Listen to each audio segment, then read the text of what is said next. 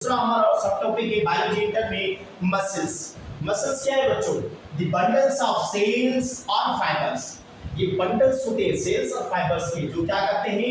Contract और expand. Expand फैल जाना, कॉन्ट्रैक्ट सुकर जाना, मतलब यूं के लिए स्क्वीज होना या कम होना, उसको हम कहते हैं कॉन्ट्रैक्ट, और बढ़ जाने को हम क्या कहते हैं? एक्सपेंड। क्योंकि हमारे मसल्स भी क्या होते हैं? मूवमेंट करवाते हैं, कभी एक्सपेंड होते हैं, कभी कॉन्ट्रैक्ट होते हैं। तो सेल्स हो या फाइबर्स हो जो कि कॉन्ट्रैक्ट हो या एक्सपेंड हो, उनको हम क्या कहेंगे?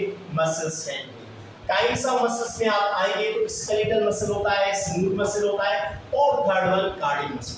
ओके, स्केलेटल मसल की बात करेंगे तो muscles which attach with skeleton, जो हमारे अपर लिम्स यानी कि आर्म्स हो गई, लोअर लिम्स यानी कि जो हमारे लेग्स हो गए, उनमें जो भी मसल्स होंगी वो कौन सी होंगी? Skeletal muscle. और वो बच्चों क्या होती है? वॉलंटरी, मींस वो जो आर्डर में होंगी। वो किसमें होंगी? आर्डर में।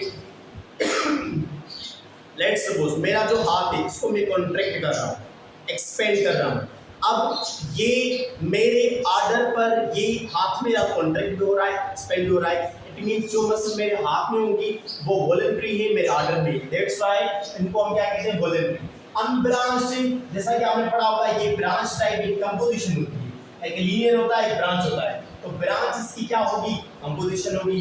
अच्छा, इनके जो सेल्स होंगे उसमें क्या होता है? मल्टी न्यूक्लियस होते हैं। दैट्स व्हाई इनको कहते हैं मल्टी न्यूक्लिएटेड। और इसमें स्ट्राइटेड होते हैं।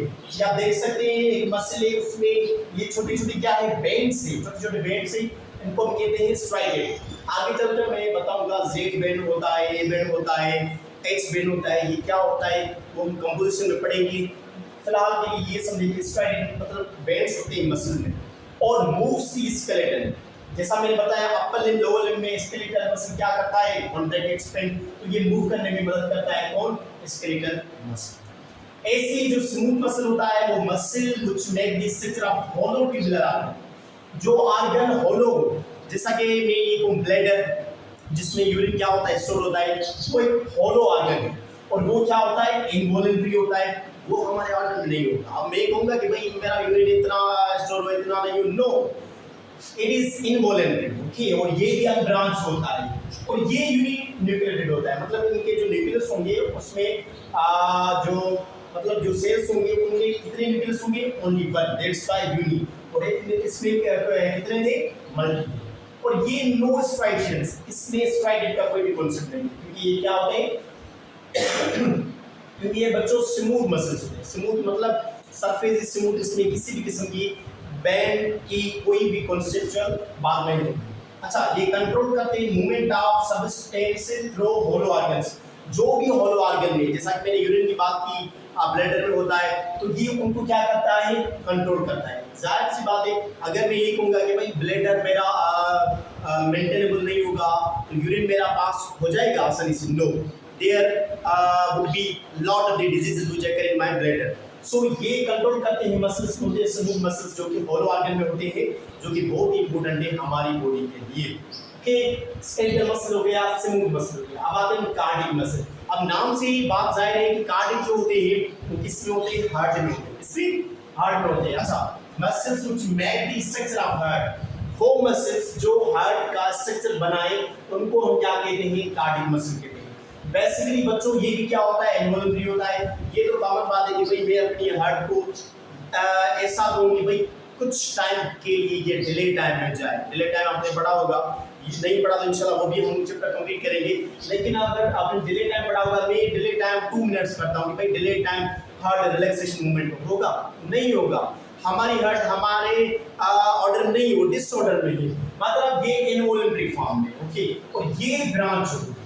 वाइट कार्डियक मसल जो ब्रांच होती है, और जो स्मूथ स्केलेटल वो ब्रांच होती है।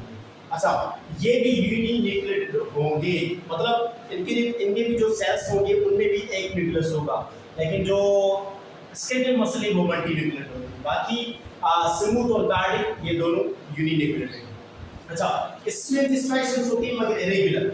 रेगुलर आप देख सकते हैं, यहाँ पर है, फिर यहाँ पर है, यहाँ पर है, इसकी कोई भी सीक्वेंस नहीं है। ओके, और ये क्या करती है? Cardiac muscles pumps the blood, अब आपको पता होगा जो हार्ट है वो सर्कुलेटरी ऑर्गन है जो पंप करती है ब्लड को।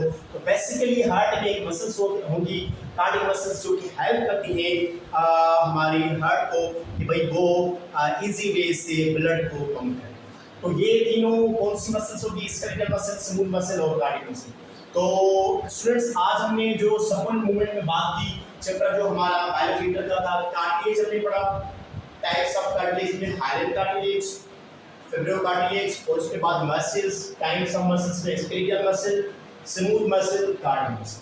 तो उम्मीद करता हूँ स्टूडेंट्स आज का मेरा ये जो लेक्चर है बायोलॉजी इंटर सपोर्टिंग मूवमेंट आपको अच्छे से समझ में आया होगा। इसका दूसरा पार्ट मैं कल करवाऊंगा, वो भी बहुत ही इंपॉर्टेंट है अकेडमिक टीएमएससी 2024, और आप इसके अच्छे से नोट्स बनाएं। तब तक के लिए अपना ख्याल रखिए। Thank you so much.